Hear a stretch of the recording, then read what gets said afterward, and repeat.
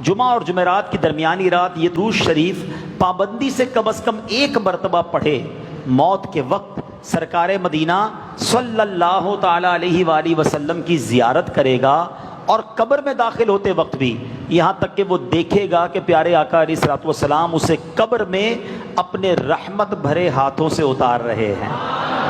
آئیے مل کر پڑھ لیتے ہیں، اللہم صلی وسلم وبارک علی سیدنا محمد النبی الامی الحبیب العالی القدر العظیم الجاہ وعلی آلہ وصحبہ وسلم۔ حضرت انس رضی اللہ تعالیٰ عنہ سے روایت ہے کہ تاجدار مدینہ صلی اللہ تعالیٰ علیہ وسلم نے فرمایا، جو شخص یہ درود پاک پڑھے، اگر کھڑا تھا تو بیٹھنے سے پہلے اور بیٹھا تھا تو کھڑے ہونے سے پہلے اس کے گناہ معاف کر دیے جائیں گے۔ وہ کون سا درود ہے؟ آئیے مل کر پڑھتے ہیں، اللہم صلی علی سیدنا و مولانا محمد وعلی آلہ وسلم۔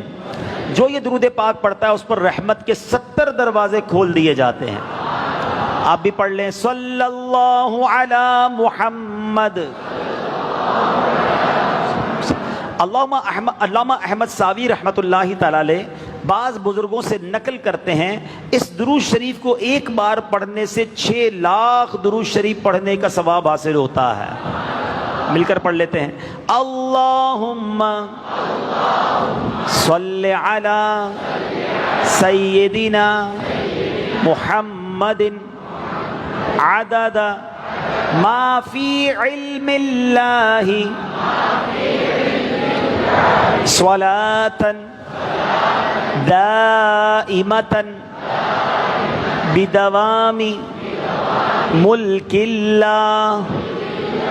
ایک دن ایک شخص آیا تو نبی پاک علیہ الصلوۃ والسلام نے اسے اپنے اور صدیق اکبر رضی اللہ تعالیٰ عنہ کے درمیان بٹھا لیا۔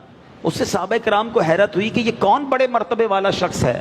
جب وہ چلا گیا تو نبی پاک علیہ الصلوۃ والسلام نے فرمایا، یہ جب مجھ پر درود پاک پڑھتا ہے تو یوں پڑھتا ہے۔